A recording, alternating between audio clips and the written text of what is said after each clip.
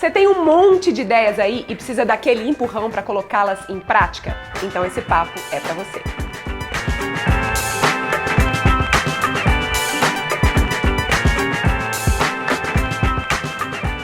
Oi, tudo bom? Eu sou Rafa Capai e esse é o Vamos Que Vamos Convida, essa série onde eu converso com gente foda que me inspira sobre assuntos que nos interessam. Desculpa, esfarrapada, você já sabe, para bater papo com gente legal, com você participando daí. Por favor, a sua primeira participação, já aquele joinha maroto pra gente saber que tá no caminho certo. E hoje eu tenho Gabi Gomes. Obrigada! Hello. Muito obrigado pelo convite. Que massa ter você aqui. A gente tá ensaiando, né, essa gravação faz um tempo. Se apresenta para essa galera da Espaçonave. Quem é você? O que te trouxe até hoje? Vamos lá. Eu sou o Gabriel Gomes, é a única coisa que me define hoje. Muito difícil, né, responder essa pergunta, quem é você. Mas acho que no campo mais prático, não tão filosófico, eu sou o Gabriel Gomes, trabalho com comunicação, sou apaixonado por ideias e por pessoas fazendo ideias acontecerem. Então a minha grande motivação é viver nesse universo da realização, da materialização do campo da imaginação em matéria, né? Ver as coisas acontecerem de fato. Já viram que vai ser bom papo, né? Me conta um pouquinho sua história, o que você estudou, ou mesmo o que você fazia quando criança, o que você... Eu gosto sempre de perguntar para os meus convidados aqui se eles veem uma relação direta entre quem eles eram enquanto crianças e o que eles fazem hoje. Você vê? Muito, nossa, eu tenho certeza absoluta que quem eu sou hoje é muito fruto da educação que eu tive dentro de casa. Né? Meus pais são professores de design, considero meus pais super criativos e dentro de casa eu sempre fui muito estimulado a explorar, a desenhar, a imaginar e a, de alguma forma, potencializar uma criatividade que eu acho que toda criança tem. Então eu era aquele pestinho que ficava desenhando na parede, desenhava no lençol, enfim, gostava de microfone, de câmera, sabe, de aparecer assim. E esse estímulo dentro de casa me fez me conectar com várias experiências criativas ao longo da vida.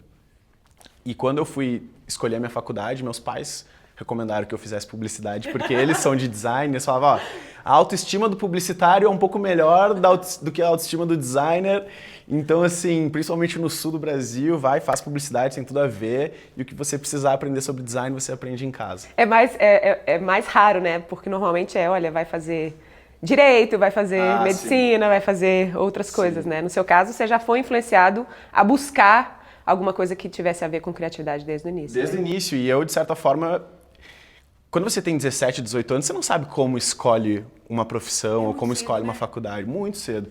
Eu acho que a melhor idade é pelos 22, 23 anos, já com alguma experiência profissional, onde você tem um pouco mais de clareza, onde você quer gastar a sua energia para estudar, né?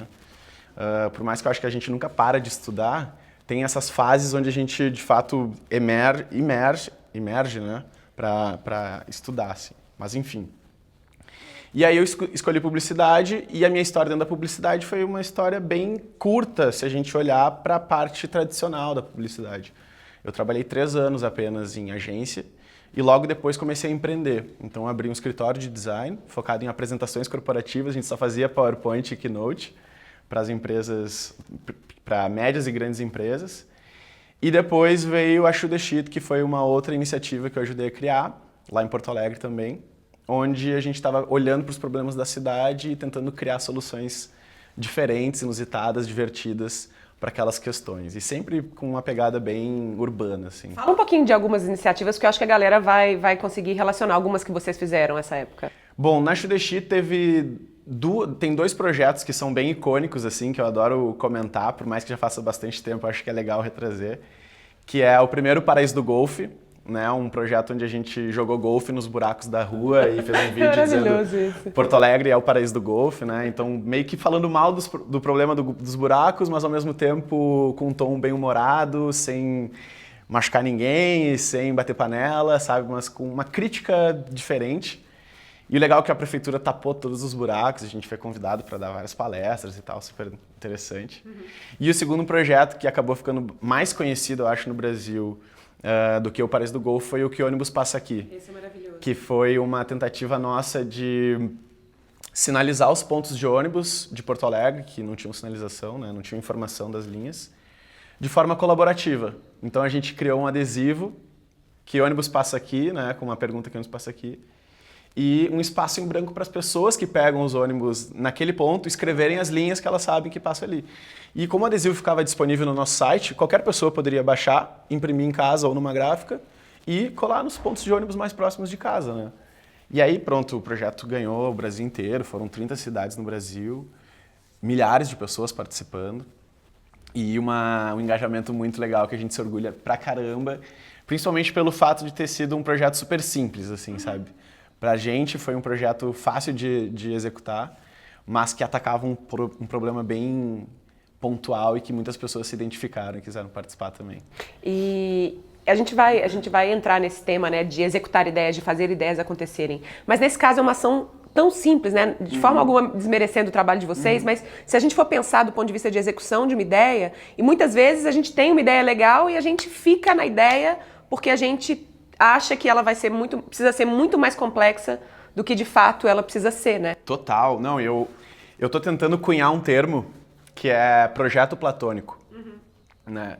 Bem na ideia do amor platônico, né? Da paixão platônica. Eu te vi usando esse termo lá no evento do Gana. Exatamente. Eu tô tentando, projeto platônico, isso é um projeto platônico, projeto platônico. O que é um projeto platônico? No campo das ideias, né? Tudo é perfeito. Porque você pode chegar ao seu limite criativo da perfeição sem o desgaste da realidade.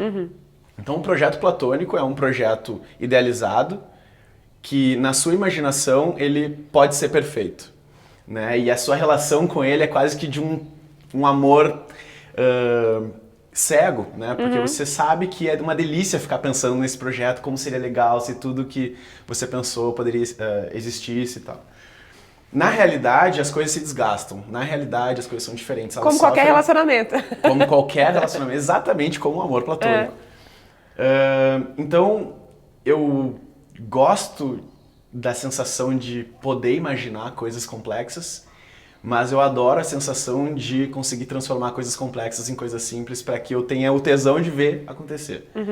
Né? Então, o projeto platônico, para mim, é essa definição de uma coisa que está muito complexa no campo das ideias e que na tentativa de trazer para a realidade a gente vê que precisa simplificar, adaptar, mexer um pouco, tirar as bijuterias, né? Eu digo bijuterias no sentido de essas coisinhas que a gente fica adicionando que tá só na camada externa. O coração mesmo, ele tá intacto e tá protegido. Então, eu gosto dessas ideias da Shoot the Shit, né? A gente estava falando das ideias da Shoot the Shit, porque elas tinham que ser baratas, elas tinham que ser simples e elas tinham que ser rápidas, porque para mim e pro Luciano e pro Giovanni naquela época, elas tinham que caber no nosso bolso, elas tinham que caber no nosso tempo e elas tinham que caber na nossa vontade de criar, né?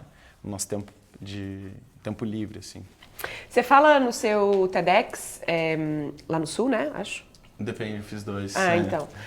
Um que você fala sobre a era dos fazedores e você fala que a gente está nessa era dos fazedores e eu fico me perguntando, é uma pergunta que eu me faço, porque eu falo bastante desses conceitos com os meus alunos e eu fico me perguntando por que você acha, pensando aí do ponto de vista de eras e de mudança de eras, por que a gente ainda é tão apegado à perfeição dos projetos, né? Por que a gente não consegue abrir mão disso que é perfeito para começar a fazer alguma coisa? Bom, essa pergunta ninguém tinha me feito, mas assim, respondendo de bate-pronto, eu imagino duas questões. Primeiro, a nossa capacidade imaginativa mesmo, sabe? Felizmente a nossa espécie tem essa capacidade linda de criar coisas num campo que não é material. E isso é apaixonante para nós mesmos. Né? Então, a tendência é que todo ser humano ele tente criar coisas mais complexas do que a necessidade. O Osho mesmo, eu nem sei se é legal falar hoje em dia do Osho, porque depois do Wild Wild Country, ele tem uma... Algumas pessoas, nossa, mas ele era maluco e tal. Mas antes disso eu já tinha lido várias coisas, inclusive um livro chamado O Livro do Ego. E no Livro do Ego, uma das primeiras frases é: a simplicidade ela não é glamurosa. Né? Ninguém busca uma vida simples, no sentido de com poucas coisas, morando perto do trabalho, comendo coisas mais simples em termos de refino gourmetizado e tal. Então a simplicidade ela não é glamurosa. E eu acho que existe uma tendência nossa de tentar multiplicar as nossas ideias justamente para torná-las mais complexas, o que mostra um certo investimento de energia, né? Quanto mais coisa tem, parece que mais a gente trabalhou para aquilo. E outro lado, eu acho que o ser humano, no nosso caso mais criativo, não é estimulado a simplificar mesmo, sabe? A gente é estimulado a criar coisas mais difíceis, mais complexas e mais demoradas. Eu tenho a leve impressão que essa busca pela perfeição nada mais é do que uma falta de conhecimento sobre como simplificar e também uma distância da realidade no sentido de entender que o legal desses processos é justamente ver a evolução. Então, eu não tenho tesão nenhum de lançar um projeto perfeito. Eu tenho tesão de lançar um projeto mais ou menos e deixando perfeito, aprendendo no caminho, ouvindo feedback, mexendo, mudando. Acho que isso é o legal, né? Lançar perfeito, tá aí. E aí? Acontece o quê? Então, eu acho que é mais ou menos por aí, assim. Legal. Nesse mesmo TED você fala também, né, que o mundo se divide entre as pessoas que reclamam e as pessoas que fazem. A gente tem, eu imagino, pelo conhecimento que eu tenho da nossa audiência da Espaçonave e, né, pesquisando esse universo dessas mentes criativas, que essa é uma das enormes dores que a gente tem. Não conseguir colocar as coisas em prática, né? Ter muitas ideias e não necessariamente executar essas ideias. Como é que a gente sai de um grupo, que é os que reclamam ou os que estão só observando e que tem um monte de ideias e coloca o dedo, mas não tá tão legal, isso não foi tão bom, pular para o outro, que é o outro. Não, eu vou começar a fazer com o que eu dou conta. Como é que você vê na sua prática, com as pessoas que você acompanha, as pessoas fazendo esse leap, esse salto? O salto, bom, eu escrevi um livro, né, o 333 páginas para tirar o seu projeto papel, junto com o Daniel Larusso e com o Luciano Braga, inclusive 2 super amigos e pessoas que me inspiram muito. Se você não viu, tem inclusive VQV Convida com o Larusso e com a Maripelli aqui. Exatamente. Tá, né? tá linkado em algum lugar aqui. E a gente acabou conversando bastante sobre esse pulo, né? Pessoas não só que reclamam sobre questões pontuais, mas que gostariam de fazer alguma coisa, mas também pessoas que têm muitas ideias e não conseguem dar esse pulo para de fato materializar elas. E eu vejo que tem uma questão que é muito importante, que o Murilo Gun fala sobre leitura, que é o que você precisa fazer para ler mais, escolher livros fodas. Eu acho que a parte de execução de ideias é mais ou menos parecida. Você tem que escolher uma ideia que te apaixone, sabe? Como muitas das pessoas estão conectadas a trabalhos que não necessariamente preenchem elas criativamente, em termos de paixão, em termos de tesão, em termos de sentido de vida, existe um lugar paralelo à nossa vida, que é os projetos paralelos. E eu acho que o melhor lugar para começar é projeto paralelo. Onde você tem a sua segurança de vida, você tem o seu salário, você tem suas contas que são pagas com uma grana que está certa, mas tem um ambiente do nosso tempo, tem um lugar do nosso tempo que eu gosto de imaginar que ele pode ser melhor aproveitado quando existe essa ansiedade. Nem todo mundo tem essa ansiedade, mas quem tem, olhar para o tempo livre e falar, e se eu fizer aquele negócio que eu sempre quis fazer? Só que não adianta só pensar nisso, eu acho que tem que ter uma ideia que de fato te chame. E essa ideia tem que estar conectada com alguma paixão sua, alguma vontade sua de ver alguma coisa nova no mundo. Seja um blog, seja um Instagram sobre culinária, seja escrever roteiro para filmes, seja ir para a rua fotografar gente estranha, seja lá o que for. Todo mundo tem alguma coisa que chama, né? Eu acho que o pulo do reclamar para o fazer tá em encontrar isso, né? Tá em olhar para a sensibilidade desses projetos e falar, puta, me conecto com isso. As pessoas, eu percebo que elas colocam muita pressão numa ideia, né? Porque tem que ser uma ideia para a vida, eu tenho que ficar casado com essa ideia pro resto da vida, tem que ser a ideia ideal, ela já tem que vir perfeita, as pessoas não se dão ao trabalho do processo, né? Do processo. Que é um namoro, né? Um projeto paralelo é um namoro, ele não precisa virar casamento se você não quiser. Tira o peso, né? Eu, quando converso com pessoas sobre projetos paralelos, a primeira coisa que eu falo é, isso é um projeto. Início, meio e fim. Como que ele vai terminar? Porque pensar como vai terminar ajuda a iniciar. Porque alinha as expectativas, né? E a expectativa é a mãe da merda. Quando você começa um projeto sem data de término, você começa a imaginar que daqui 10 anos talvez você esteja fazendo isso. Foi o que eu fiz no canal lá do YouTube. Eu falei, são 20 episódios, vou aprender, espero que seja super legal, vou fazer. Se tiver 10 visualizações por vídeo, maravilha. Se tiver 10 mil, maravilha. Mas o legal é fazer, eu quero fazer para ver o que acontece. E explorar, e experimentar nesse sentido. Então, acho que também tem essa coisa do estipular uma data de fim para te dar mais conforto. Porque, assim, fazer faz com que você fique mais confortável para o próximo fazer. E você vai entendendo como é que a coisa funciona até que isso vira o seu modus operandi, né? Você sabe que pode testar, que pode ser menor, que pode ser mais simples, que pode ser mais barato, que pode estar feio, que pode estar mais ou menos. Porque no último tava mais ou menos e funcionou, tava meio feio e funcionou, tava meio barato e funcionou, né? E aí você vai entendendo a dinâmica e vai aprendendo com o processo. E eu acho que existe esse lugar onde as pessoas tendem a acreditar que um projeto vai salvar ou vai ser tipo a fonte de motivação, a fonte de inspiração para ela. E não precisa, o legal é explorar um monte de coisa, né? Fazer um monte de coisa diferente. Massa, se você fosse começar um projeto do zero agora, vamos tentar dividir em etapas para clarear para as pessoas como é que elas podem começar um projeto, que seja um projeto paralelo ou alguma outra coisa. Colocar uma ideia em ação. Na sua cabeça, quais são os passos ideais para colocar uma ideia em ação, de forma simples? Tá, vamos lá. Eu acho que o primeiro passo para tirar um projeto do papel é botar o projeto no papel. Então tem que escrever sobre o projeto. De verdade, abrir o Google Docs e começar a escrever tudo que está na cabeça. Eu penso que o nome pode ser tal, eu quero fazer um canal no YouTube sobre isso, isso e aquilo, acho que os primeiros episódios poderiam ser esse. Não tem framework, não tem tipo perguntas para responder, é só tirar... Download. Fazer o download e falar, imprimir, tá aqui, primeiro rascunho da minha ideia de projeto. Beleza, botei no papel.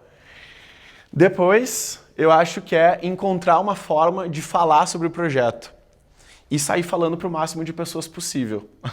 Eu meio que acredito que quanto mais você fala, maior a probabilidade de acontecer. Né? Porque Mas tem gente que acha o contrário, né? Tem gente que acha o contrário. Nossa, vão roubar minha ideia, vão acabar copiando, enfim. Eu acho que as pessoas vão botar mau olho e aí não vai acontecer. Pode ser que isso aconteça, porque as energias, né, a gente nunca sabe, mas eu tendo a acreditar que a energia sempre é positiva. Então, quando eu falo, tô pensando em fazer isso, acho que vai ser legal e tal, não sei o quê, o que tu acha? Né?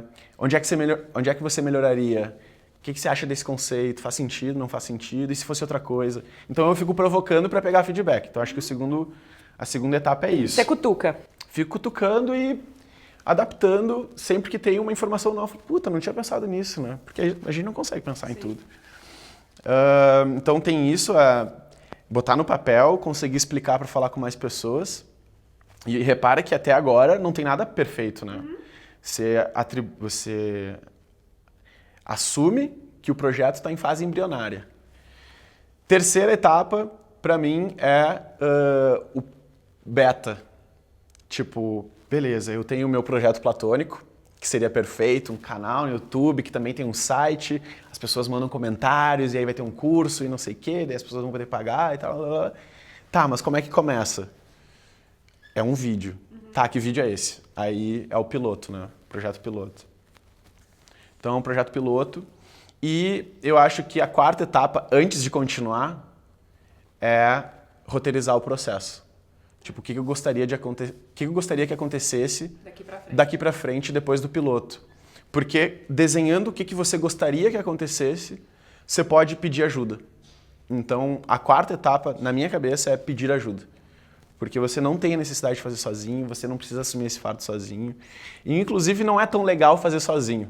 Né? Fazendo agora o canal de YouTube, eu pensava, puta, seria tão irado se tivesse alguém ajudando a editar, se tivesse alguém meio que criando roteiro junto comigo, porque você fica muito preso na sua cabeça, né? É legal porque você desenvolve várias habilidades, mas você fica muito preso. Então, a quarta etapa, para encerrar essa fase 1, né, eu acho que é pedir ajuda, abrir e convidar mais pessoas para integrar o time.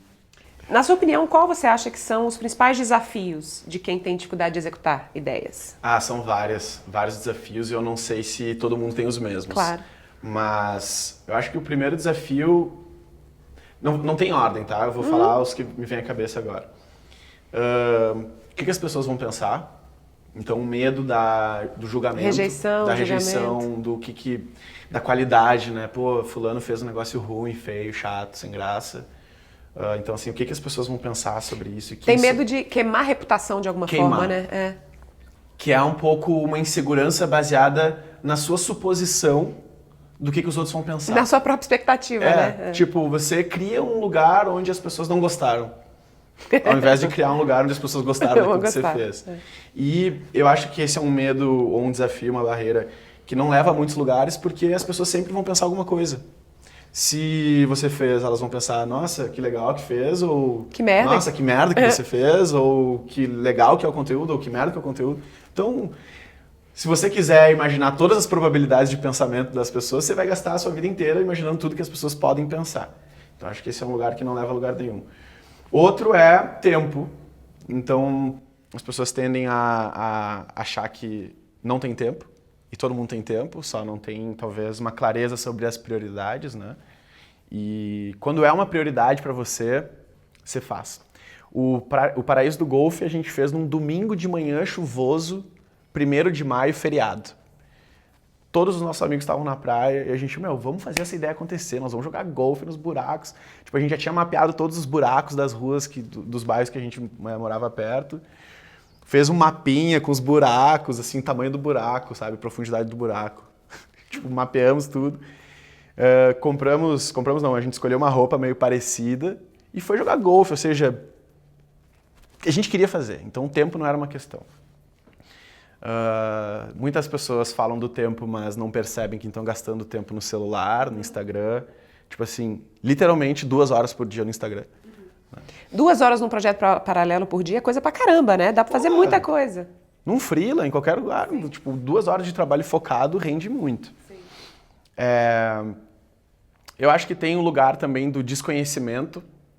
Não sabe fazer aquilo que gostaria de fazer. E aí eu acho que tá uma sacada, assim, que é você tendo uma ideia e percebendo que não sabe fazer ela, você adapta a ideia para aquilo que você sabe fazer. Por exemplo, eu pensei em fazer um site que é de dicas de receitas para solteiros.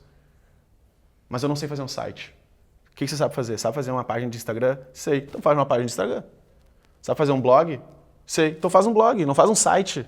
Sabe? Aí, tipo, as pessoas tendem a colocar a responsabilidade do desconhecimento como a razão pela qual elas não estão fazendo alguma coisa. Sendo que elas podem adaptar a ideia para aquilo que elas sabem fazer. Então tem isso, né? O que as pessoas vão pensar, tempo, falta de conhecimento, a adaptação do conhecimento para aquilo que elas sabem. E eu acho que dinheiro entra mais ou menos conectado a esse desconhecimento, que é o projeto platônico, perfeito, custa caro. O projeto real, inicial, beta, protótipo, talvez seja barato. Só que a gente está apaixonado pelo projeto platônico. E o projeto platônico custa caro. Então, acho que o mais legal é imaginar como é que seria a primeira versão, porque a primeira versão cabe no seu bolso. E isso talvez ajude a quebrar essa barreira do fazer, né? Tem muitas outras questões, mas essas 4 talvez sejam as que mais pegam, ou pelo menos são as mais usadas. Como é que você convence uma pessoa de que um projeto tem que nascer imperfeito? Como é que você quebra essa sensação no outro de que esse projeto, não, mas ainda não tá desse jeito, me dá mais 3 meses para eu continuar esse livro, nossa, o site não tá tão bom ainda. Como é que você convenceria alguém que tá nesse processo? Bom, eu nunca tentei convencer ninguém. Como é que você inspiraria alguém a pensar diferente? Eu acho que talvez eu acredito que a coisa mais importante que exista dentro de um projeto é o coração do projeto, que é a verdade. Né? Todos os projetos que eu me envolvi, eu tentei trabalhar em cima de uma verdade.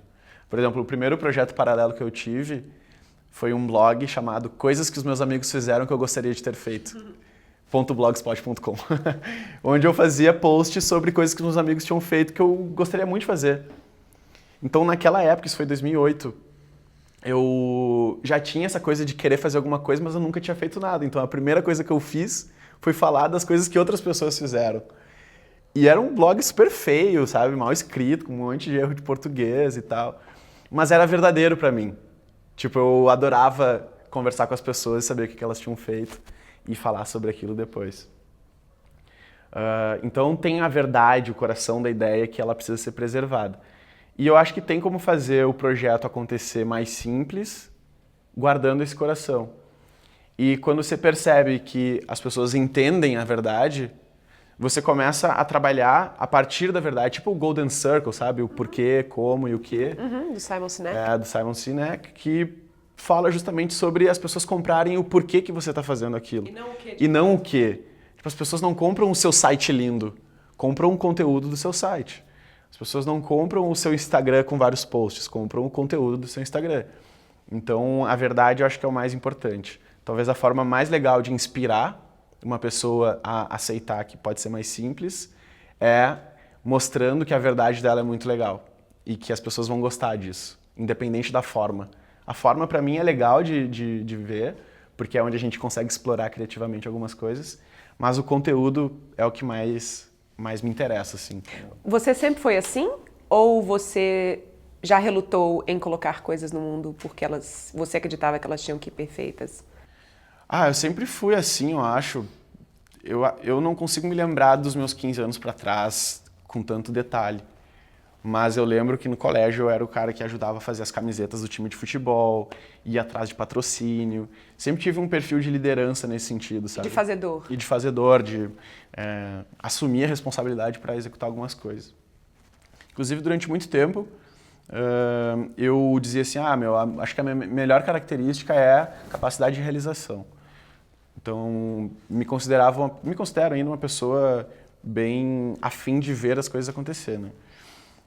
Mas eu não sei que, vendo a complexidade do mundo e como as nossas personalidades e características são construídas, na verdade, por vários fatores, né? Tanto pela educação em casa, quanto pelo colégio que eu estudei, quanto pelos primeiros amigos que eu tive, quanto, enfim, pelo tipo de relacionamento que eu tinha com o meu bairro e tal. Eu não sei se a minha personalidade seria diferente caso eu tivesse crescido em outra cidade, por exemplo. Mas eu sempre tive nessa posição de ajudar as coisas a acontecerem. Eu sempre fui um facilitador nesse sentido. E nunca fiz nada sozinho, até pouco tempo atrás com o canal do YouTube. Porque a minha criatividade não é uma criatividade que se sustenta sozinha. Preciso de gente para trocar, para ouvir, para falar, para melhorarem a minha ideia e eu para melhorar a ideia do outro. Então, por exemplo, eu tenho muita dificuldade de trabalhar em casa sozinho. Eu gosto dessa coisa da muvuca do escritório, né, de pessoas transando ideias. E esse ambiente me facilita o meu trabalho.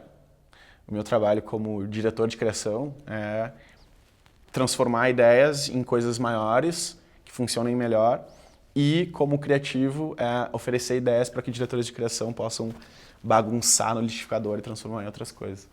Gosto dessa posição de liderar criativamente, mas também gosto de ser liderado por outras pessoas que colaboram, que co-criam. Quais os comportamentos que você estimula na sua prática, no seu dia a dia, para continuar fazendo coisas? O que você faz no seu dia a dia que você sente que te ajuda a deixar essa roda girando, continuar girando? Eu anoto todas as ideias. Essa é a prática que mais me estimula. Porque quando eu anoto as ideias, eu tenho a sensação de que elas já estão muito próximas assim, de acontecer. Para mim é quando eu abro, até pouco tempo atrás, mas hoje em dia está tudo na nuvem, mas ainda funciona. Quando eu abri a pastinha no computador daquele projeto, é porque eu sinto que ele está começando a existir, sabe? Sim. Tá aqui a gaveta, eu vou começar a guardar coisas. Eu tenho... No Mac tem os anotações, né? Aquele softwarezinho que é anotações. São vários post-its amarelos, Sim. assim. Eu tenho, sem brincadeira, uns 30. E eu anoto a primeira ideia, assim. Tipo, uma empresa que transporta comida da geladeira das pessoas que estão se mudando. Né? Então, tipo, quantas mudanças estão acontecendo por aí? Essa geladeira tá cheia de comida. Essa é uma ideia de fato que você teve ou você acabou de ter? Não, essa é uma ideia que eu tive ontem. Então, tipo, é uma empresa de mudança, só que pega comida e leva para quem não tem. Né? Eu tive uma ideia outro dia que eu achei maravilhosa também. Tava aqui Quem estava comigo? Larissa. Imagina se não existe... Essa é super fácil de ser executada. Mas uma ONG que recolhe recebidos da Casa das Blogueiras para doar para ONGs, para outras pessoas. Porque eu fico desesperada. Eu vejo fotos de várias blogueiras com quartos inteiros de recebidos. Nossa. Imagina se tivesse alguém fazendo a retirada disso e entregando para quem precisa. As marcas continuariam dando, continuam recebendo suas menções nos stories. As blogueiras iam ficar com aquilo que elas querem ficar. E o resto ia para alguém que realmente precisa, né? Bom, fica a ideia aí para você. Por Se favor. você fizer, comente com o link do vídeo aqui embaixo nos comentários. Alguém faça, por favor. E hashtag, qual vai ser a hashtag pra gente achar Hashtag espalhe os recebidos. Desapega blogueira. Desapega a blogueira. É isso, eu gosto de anotar porque essa coisa de anotar já meio que dá sentido, né? Bom, olha só, antes eu tinha falado de botar no papel, falar para outras pessoas, né? Então eu acabei de falar para você. Isso é o que você faz também. Total. E assim, tem um lugar, quando eu estava no início da faculdade de publicidade, a gente nem falou do que eu estudei e tal, né? Mas eu estudei publicidade. Não, você falou. É verdade. E aí eu fiz um curso na Perestroika e um dos sócios lá da Perestroika falou assim, quem se apega demais às suas ideias é porque tem poucas. E aí eu falei, ixi Maria, tem vezes que eu fico muito apegado às minhas ideias é porque eu tô tendo poucas. E no universo da publicidade, principalmente dentro da área de criação de agência publicitária, a gente lida com a frustração muito... lidar com a frustração é boa parte do nosso tempo. 99% das nossas ideias são reprovadas. 1% é aprovada. E isso faz com que a gente desapegue das nossas ideias. A gente sabe que somos apenas um canal para materializar alguma ideia. Então, assim, eu gosto de falar porque eu não tenho medo de que alguém vai roubar, porque eu sei que talvez depois de amanhã, daqui um mês, daqui um ano, vai vir outra ideia que eu vou me apaixonar igual. Então, eu gosto dessa relação de desapego com as ideias e que se alguém roubar e fizer, maravilha, meu, que bom. Tava louco para que alguém fizesse isso e eu não ia ter tempo. Então, tem isso. E eu acho que tem uma outra coisa que também é... Agora, falando da Perestroika, eu me lembrei. Teve um caso que foi com um cara chamado Marcos Tesser. Inclusive, ele nem sabe dessa história, mas é uma história bem legal. Teve um tema que a gente tinha que fazer para estimular a criatividade, essa quantidade de ideias e se desapegar das ideias, que foi encontrar 200 significados para a sigla FIFA. O tema era esse. Crie 200 significados para a sigla FIFA. Aí você pode criar 200 significados, né? Fundação Internacional dos Faladores Anônimos. Fundação Intraestadual, sabe? Você vai criando significados. E eu, pilhadaço, cheguei em casa e comecei a fazer os 200 significados para a sigla FIFA. E cheguei nos 200. E aí me achei o máximo. Nossa, velho, foi muito difícil conseguir fazer 200 ideias do que significa FIFA. Na aula seguinte, cheguei com as, 3, 4 folhas escritas, entreguei e achei que eu ia ser recompensado publicamente por ter feito 200, mas todo mundo tinha feito 200.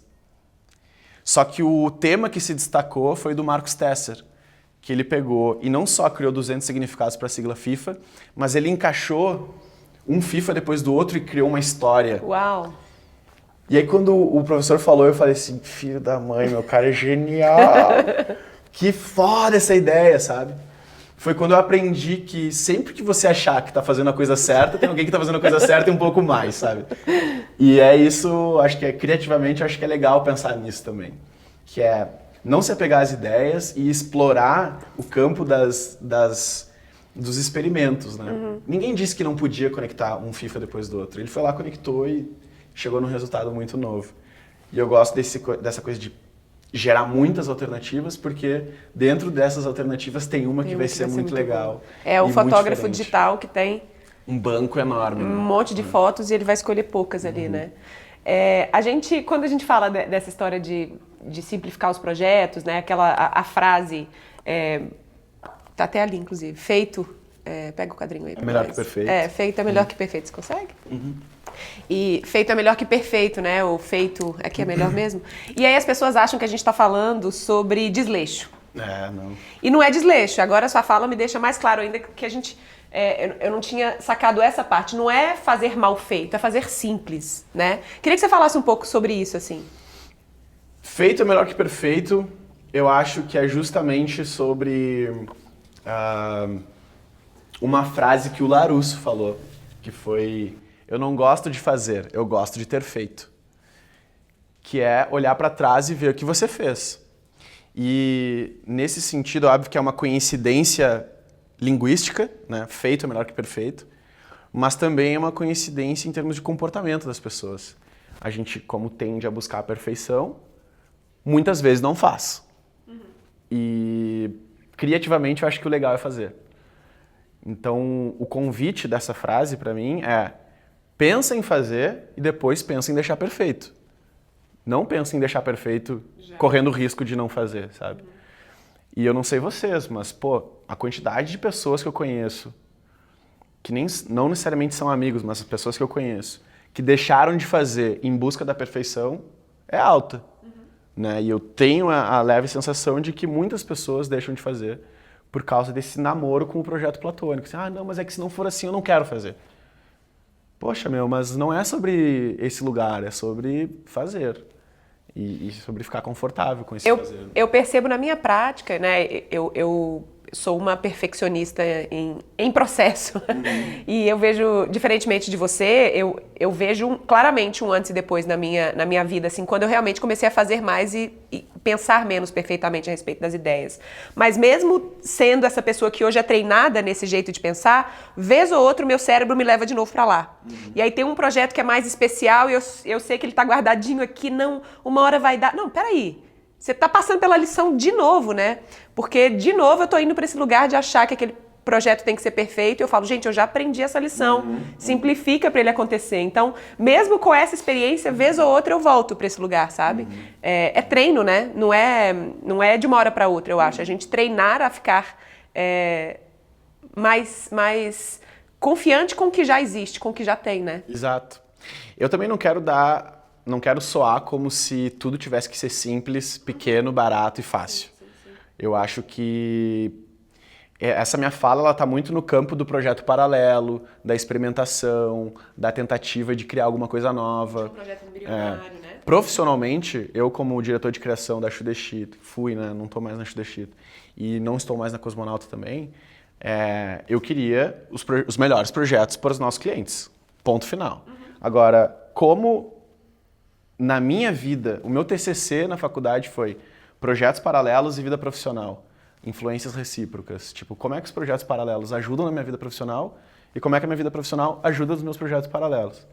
Então, existe um outro tipo de trabalho que é esse trabalho menos responsável, né? Que muitas vezes é onde a gente dedica a nossa paixão, o nosso interesse, a nossa qualidade não remunerável, digamos assim.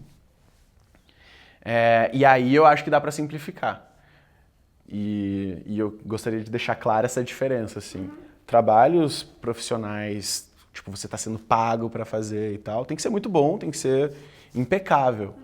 O que não quer dizer que seja complexo, difícil, grande e problemático. Sim, pode ser simples.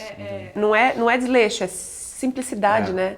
Pode ser incrível, simples. Pode ser muito bem feito, muito bem cuidado, sendo simples, né? Exato, acho que é isso. E pode ser super complexo e ser mal executado. Então, e brega. Pega o Que Ônibus Passa Aqui, por exemplo, que é um projeto super simples, super barato e com uma entrega muito legal. O projeto me custou R$25, né? E mais 75 dividido entre outras 3 pessoas. Imagina o impacto de R$25, né? Porque R$100. as pessoas elas não compram o custo do projeto, elas compram a verdade do projeto. Então, o início desse projeto era mega complexo.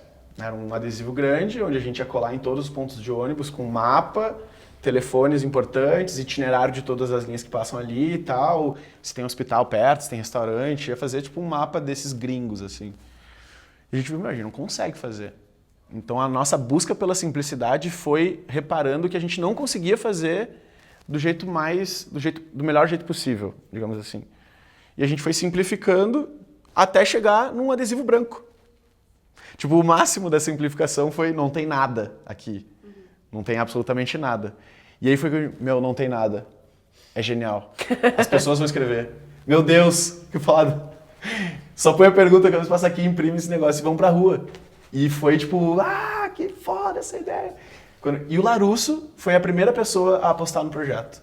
Foi quando ele nos conheceu lá atrás, em 2012. A gente contou, ele mandou um e-mail pra gente dizendo eu queria conhecer vocês e tal, não sei o que, achei muito legal o projeto do Golfe. E queria saber quais são as próximas ideias que vocês estão pensando.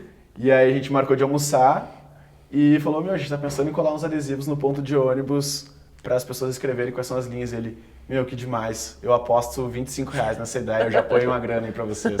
Ele deu R$25, R$25, gente. Daí eu falei, eu também vou botar 25, fechou R$100, a gente foi na gráfica, imprimiu 50 adesivos, colou, fez o vídeo, botou no Catarse e aí pronto, aí o negócio ganhou o realizou. mundo. Massa. Então, tipo, essa coisa de fazer, sabe, experimentar, porque quanto mais a gente tem informações sobre o que outras pessoas estão fazendo, mas também a gente julga qual é o possível potencial das nossas ideias. Né? Porque você olha o outro projeto e fala, puta, mas o outro projeto teve 100 mil likes, que merda, será que o meu tem como chegar lá? E aí eu acho que é legal também se afastar um pouco da realidade e falar, vamos fazer, foda-se. Se for legal, maravilha, se não for legal também, paciência. Eu amo a palavra experimento, né? Porque deixa claro que não tem grandes expectativas, né? E tira a própria expectativa. Experimento é uma das melhores palavras para Tô rotular. experimentando, né? Tô experimentando, não tenho obrigação de nada a respeito disso. Falando em ideias paradas, você tem alguma ideia aí que tá no seu cérebro ou no seu papel que você quer colocar no mundo próximo? Eu tenho uma ideia que é a ideia que mais tá me chamando ultimamente. Eu tô em São Paulo há um mês e eu reparei que muitas das ruas de São Paulo têm nomes de origem indígena. E aí eu pensei assim, a gente tá rodeado de índio e não sabe, né? E aí é pensar alguma coisa relacionada aos nomes esses nomes de origem indígena com comunicação, sei lá. Ainda não sei a forma, mas o tema é esse, é pegar todas essas palavras que as pessoas muitas vezes falam e não sabem que é de origem indígena, tipo Pacaembu, Tietê, Caiová, Sumaré, Aimberê, todas as ruas aqui eu acho que são, né? Morumbi, enfim. E ir atrás de significado e não só expor o significado. Brooklyn. Paris. Rua Paris. E trabalhar isso de alguma forma, não sei, inclusive se alguém tiver alguma ideia sobre como transformar esse conceito em algo tangível. Tem uma outra camada aí, que tem a grande maioria de indígenas, mas também tem muitas ruas com os nomes dos bandeirantes também, que foram quem, olha só que legal. De alguma forma, dizimaram a população indígena. Então, é um pouco equilibrado nesse sentido aí. A gente podia pegar os residentes dessas ruas e botar eles pra... Nossa, que genial essa ideia! Isso é outra coisa. Ideias ruins fazem parte do processo, né? Massa. Teve um dia que eu tava conversando com uma amiga e a gente tava fazendo um brainstorming lá pra um projeto dela. E eu comecei a viajar, né? Porque quando você não é especialista no assunto, a chance de você falar uma bobagem é muito alta. Né? E quando a ideia não é sua também, né? Você consegue subir muito mais, né? E ela assim, você tá tendo ideias muito absurdas. Tipo, isso não faz sentido, isso não tem como existir. E eu, cara, mas deixa. Tipo, faz parte do processo, a gente tá só 20 minutos falando sobre isso. Você como especialista, daqui a pouco você vai falar, puta, isso que tu falou faz muito sentido, vamos pegar essa ideia da 100, vamos pegar essa e trabalhar em cima. Então essa coisa do desapego e da geração de alternativas com bastante quantidade. Né? Um último comportamento que eu já te ouvi falar, acho que no seu canal no YouTube, que você fala, eu falo bastante também, queria te ouvir falar sobre isso, sobre a importância de dividir as ideias, né? Que a gente também vê essa ideia perfeita, esse namoro platônico aí com essa ideia, e aí a gente acha que tem que fazer tudo de uma vez só, né? E não tem. A pior tarefa para você tentar executar hoje é terminar o projeto. Né? A tarefa, assim, terminar o projeto. É muito difícil dar check nessa tarefa porque não chega nunca. Então, dentro da tarefa terminar o projeto, tem outras 100 tarefas. E o convite que eu faço para as pessoas é, se você tivesse que dividir a grande tarefa de terminar o projeto em 100 tarefas, que tarefas seriam? Das mais fáceis para as mais difíceis. Tipo, acostumar o cérebro a ver o projeto ganhando tração, executando as coisas mais simples e mais fáceis, porque de fato o começo pode ser simples e fácil. Se você acelera, você consegue uma aceleração no início, vai gerando mais confiança para você continuar, né? Exato. Quase um momentum mesmo. e criar ritmo de trabalho. Você tem que ter uma sensação de trabalho com as suas ideias. E então, quebrar uma macro-tarefa em micro-tarefas ajuda a abastecer o seu cérebro de hormônios responsáveis pelo prazer. E você tem que ter prazer fazendo isso. E tem, porque a gente está competindo com um outro prazer enorme, que é os likes que do Instagram. Desenhado para te manter ali. Né? Ele é minuciosamente desenhado para você ficar engajado no celular o tempo inteiro, que são, coisa nova, que beleza. Coisa nova, que beleza. Então é isso. O que você precisa fazer no seu projeto é, coisa nova, que beleza, né? Construir esses primeiros momentos. Você mesmo, né? Dar os checkzinhos, né? Fala um pouquinho do livro, 333 páginas para tirar seu projeto do papel. Esse é um livro que o Daniel Larusso, o Luciano Braga e eu escrevemos há 2 anos, né? Já 1000 cópias foram vendidas, então a gente está mega feliz com o resultado. Legal porque foi um livro financiado coletivamente, então 358 pessoas pagaram para ver esse projeto acontecer e os nomes delas estão aqui embaixo, né? Todas as páginas têm o nome de alguém que ajudou a criar esse projeto. O meu tem também, mas... mais no final. E aí, a ideia do livro é muito simples. São desafios, atividades, propostas, provocações que estimulam as pessoas a darem o próximo passo no projeto. Então, a gente dividiu em 2 momentos, né? Momento página preta, momento página branca. As páginas pretas do lado esquerdo dizem o que você tem que fazer e as páginas brancas do lado direito são espaço para você fazer o que você quiser. E aí são desde atividades mais intelectuais, filosóficas, do tipo, qual é o seu propósito, até coisas mais manuais e, de fato, práticas, como descreva sua ideia sem usar palavras, só com desenhos.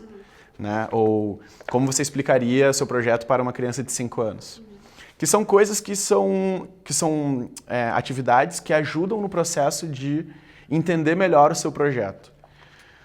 E aí, o livro ele é construído de uma forma que leva uma pessoa que não tem nenhuma ideia a ter uma ideia, até a execução. Então, poste o seu projeto no Facebook, né? Poste o link do seu projeto no Facebook.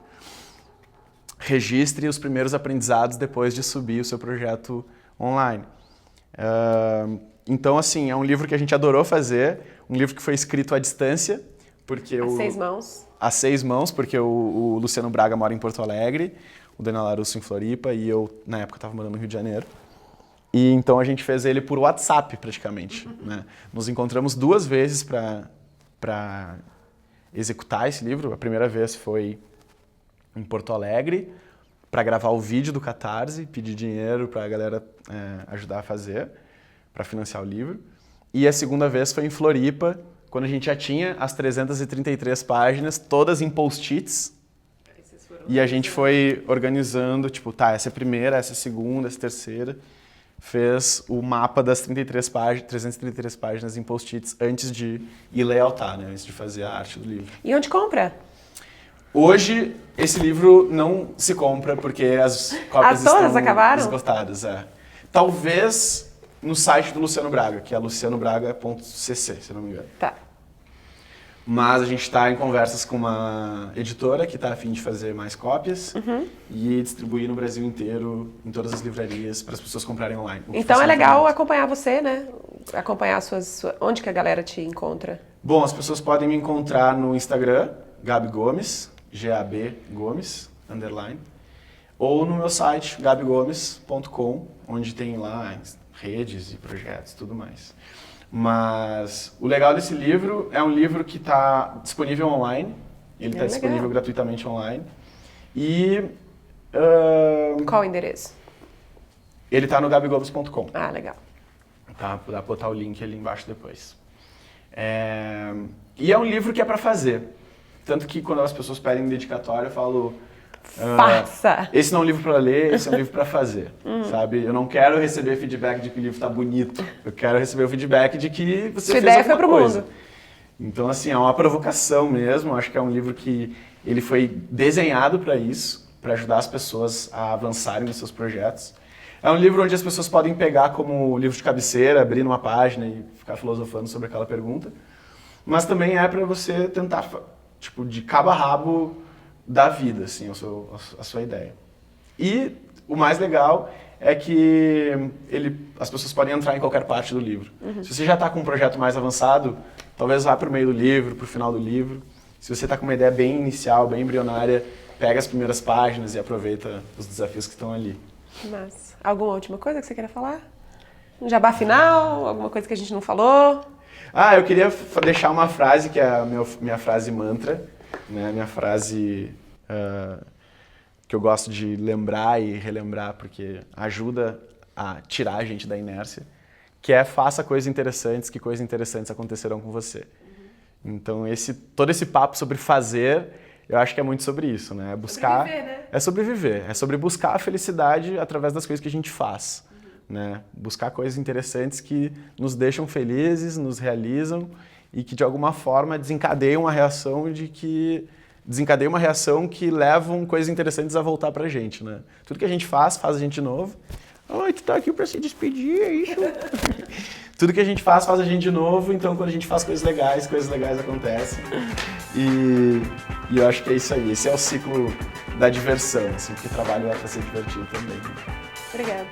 Eu que agradeço. Valeu. Esse foi o VQV Convida com Gabi Gomes e agora é a sua hora. Eu quero que você comente aqui embaixo e me fale qual é aquela ideia que tá parada aí dentro de você e que você precisa colocar no mundo e o que você vai fazer a respeito. Eu e ele queremos saber, tá bom? E se inscreve na minha mensagem de bordo, que é por lá que eu compartilho outras ideias que eu não compartilho por aqui, tá bom? Um beijo, câmbio, desliga.